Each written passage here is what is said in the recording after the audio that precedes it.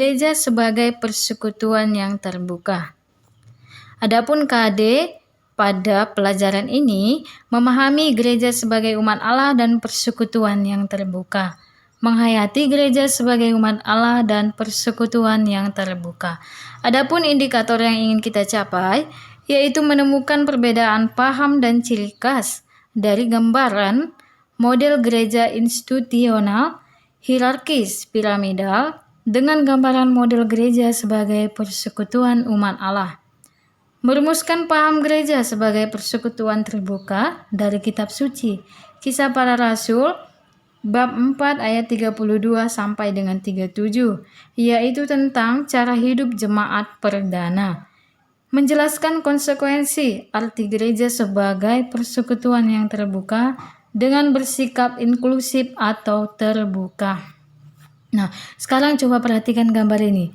Umat Allah, umat Katolik hidup di tengah dunia bersama-sama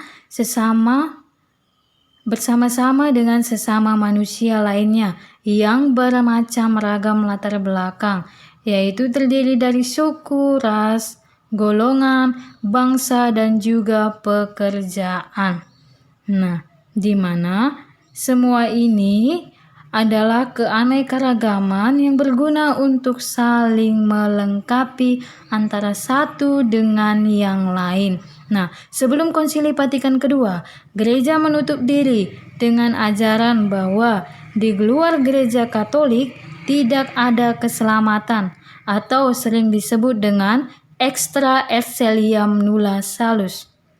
Sesudah Konsili Vatikan kedua, gereja mulai perlahan membuka diri, membuka pintu-pintu dialog dengan sesama, serta memperbarui diri untuk hidup bersama dengan sesama manusia ciptaan Tuhan dari berbagai latar belakang agama dan budaya.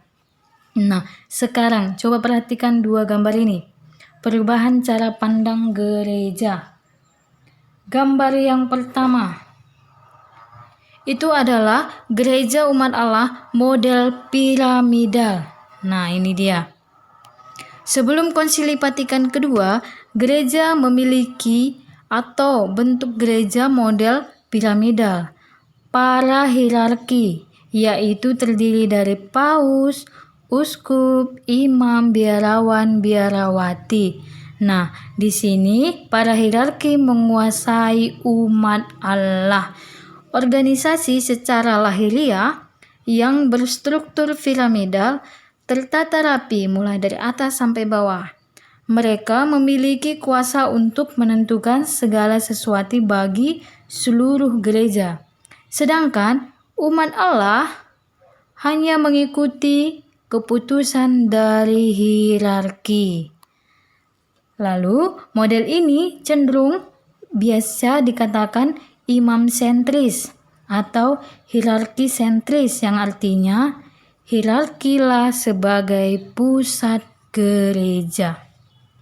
Nah, gereja sering merasa sebagai satu-satunya penjamin kebenaran dan keselamatan, bahkan bersikap triumfalistik yang artinya memegahkan diri. Coba kita lihat gambar yang satu lagi. Setelah Konsili Vatikan kedua, ada keterbukaan, maka gereja umat Allah dipakai model persekutuan umat Allah. Gereja tidak lagi hierarki sentris, melainkan kristosentris yang artinya Kristuslah. Ya, ini gambarnya. Kristuslah sebagai pusat hidup gereja. Sedangkan kaum hierarki, awam, imam, biarawan-biarawati, uskup hanya mengambil bagian dalam tugas Kristus dengan cara yang berbeda-beda sesuai dengan talenta dan kemampuannya masing-masing. Gereja lebih bersikap terbuka dan rela berdialog untuk semua orang. Gereja meyakini bahwa di luar gereja Katolik sudah ada keselamatan. Gereja sebagai umat Allah, yaitu hierarki yang ada dalam gereja bertindak sebagai pelayan bagi satu dengan yang lain.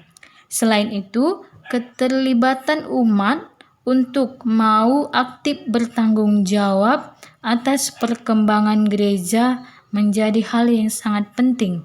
Maka hierarki yaitu uskup, imam, biarawan, biarawati, dan paus, dan juga kaum awam yaitu umat Allah. Nah, menjalin kerjasama sebagai partner kerja dalam karya penyelamatan Allah di dunia. Oke, jadi itu dia perbandingan antara gereja sebelum konsili dan juga sesudah konsili. Jadi inilah yang kita pakai sekarang. Oke, kita lanjut. Cara hidup jemaat perdana. Nah, di buku paketmu itu sudah ada ya, atau dalam kitab suci Kisah Para Rasul bab 4 ayat 32 sampai dengan 37. Apa yang disampaikan dengan cara hidup jemaat pertama? Yang pertama adalah memberikan gambaran yang ideal terhadap komunitas atau persekutuan umat perdana.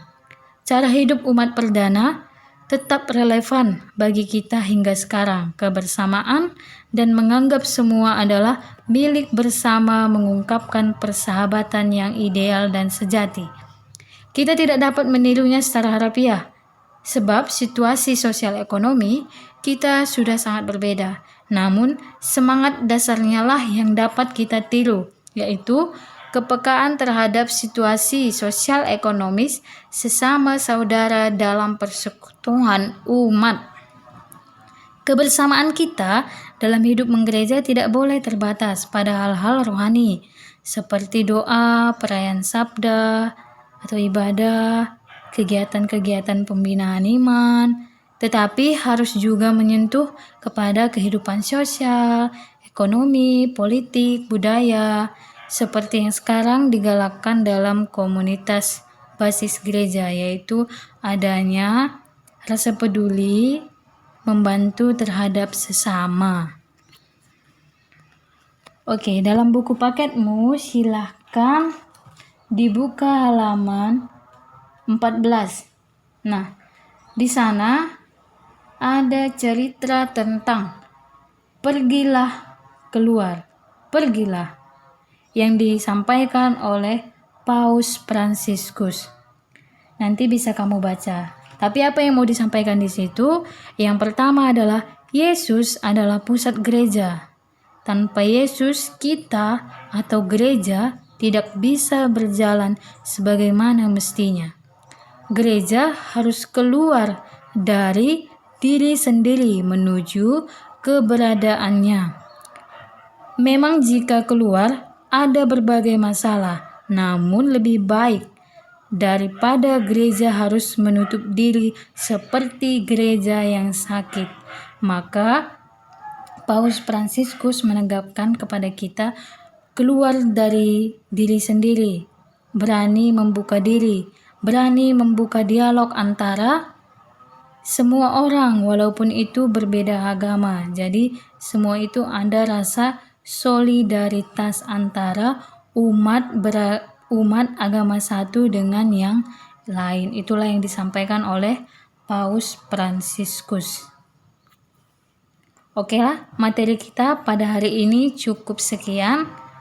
Semoga anak-anak ibu tetap semangat dan tetap stay di rumah agar kita dapat membantu sesama.